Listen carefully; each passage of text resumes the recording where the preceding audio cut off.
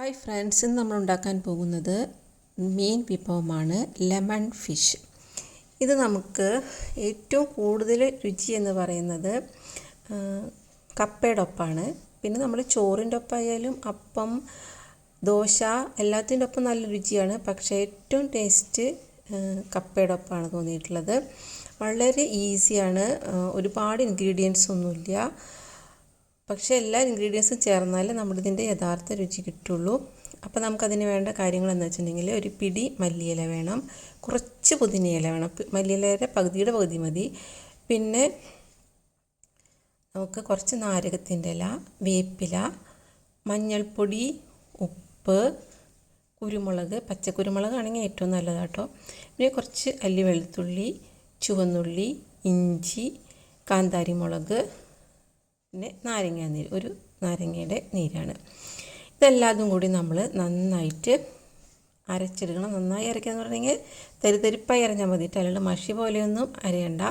പിന്നെ നമ്മളൊരു ചട്ടി എടുക്കുക, അതിലൊരു വാഴയില വയ്ക്കുക. അതിലേക്ക് ഏത് മീനാണോ നമ്മൾ ബോയിൽ ചെയ്യുന്നത് അത് നമുക്ക് വെച്ച് കൊടുക്കാം. എന്ത് മീനായാലും കുഴപ്പമില്ല. അതിലേക്ക് നമ്മുടെ അരപ്പ് മീനിലേക്ക് എല്ലാ ഭാഗത്തേക്കാവുന്ന പോലെ നമ്മൾ തേച്ച് പുരട്ടി കൊടുക്കുക. ബാക്കിയെല്ലാം ആ ഇലയിൽ വയ്ക്കുക. കാരണം നമ്മൾ ഇതിൽ വേവിക്കുകയാണല്ലോ ചെയ്യുന്നത്, ഇലയിലിട്ടിട്ട് നമ്മൾ വേവിക്കുകയാണ് ചെയ്യുന്നത്.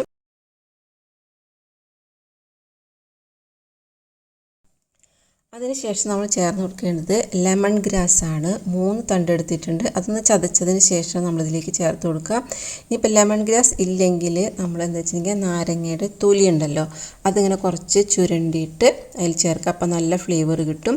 പിന്നെ നമ്മളൊരു 1/2 കപ്പ് നല്ല കട്ടി തേങ്ങാപ്പാൽ കൂടി ഒഴിച്ചു കൊടുക്കുക. എന്നിട്ട് നമ്മളിത് ഇല വെച്ച് തന്നെ മൂടണം. കാരണം ഈ വാടിയ ഇലയുടെ ഫ്ലേവർ കൂടിയിട്ട് നമുക്ക് ഈ മീനിന് കിട്ടണം. അപ്പോൾ അതിന് വേണ്ടിയിട്ട് മൂടി വെച്ച് വേവിക്കുക. ഒരു ഭാഗം വെന്ത് കഴിയുമ്പോൾ നമ്മളൊന്ന് മറച്ചിടണം. കുറച്ച് വലിപ്പമുള്ള മീനാകുമ്പോൾ മോൾ ഭാഗം വേവാൻ കുറച്ച് താമസിക്കും. അല്ലെങ്കിൽ കുറച്ച് നേരം കൂടെ മൂടി വെക്കുകയാണെങ്കിൽ മോൾ ഭാഗവും വേവും. പക്ഷെ നമുക്ക് പെട്ടെന്ന് റെഡിയാക്കാൻ ഇതൊന്നിങ്ങനെ മറിച്ചിട്ട് കൊടുക്കാം.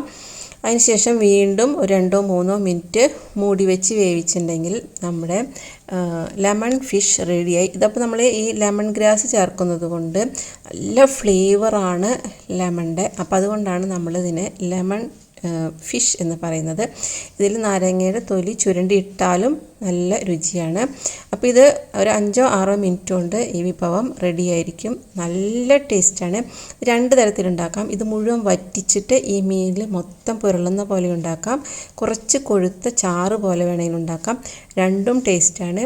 നമുക്ക് എല്ലാത്തിൻ്റെ ഒപ്പം കഴിക്കാം. പക്ഷെ ഞാൻ പറഞ്ഞ പോലെ കപ്പയുടെ ഒപ്പമാണ് കുറച്ചുകൂടെ ടേസ്റ്റ് കൂടുതൽ. ലാസ്റ്റ് കുറച്ച് കറിവേപ്പില കൂടി വെതറിയെടുത്ത് കഴിഞ്ഞാൽ നമ്മുടെ ലെമൺ ഫിഷ് റെഡി ആയിട്ടുണ്ട്. അപ്പോൾ ഇതെല്ലാവരും ട്രൈ ചെയ്ത് നോക്കണം. അപ്പോൾ ഞാൻ ഫിഷിൽ ചെയ്തു. ഫിഷ് ഇഷ്ടമില്ലാത്തവർക്ക് ചിക്കനിൽ ചെയ്യാം, ചെമ്മീനിലും ചെയ്യാം. അപ്പോൾ ടേസ്റ്റ് വ്യത്യാസപ്പെടും, മീനിൻ്റെ അല്ല, പക്ഷെ അതെല്ലാതും നല്ല രുചിയാണ്. അപ്പോൾ നമ്മുടെ ലെമൺ ഫിഷ് എന്ന റെസിപ്പി ഇഷ്ടമായി കഴിഞ്ഞാൽ ഇത് സബ്സ്ക്രൈബ് ചെയ്യാതെ കാണുന്നവരുണ്ടെങ്കിൽ എൻ്റെ ചാനൽ സബ്സ്ക്രൈബ് ചെയ്യുക.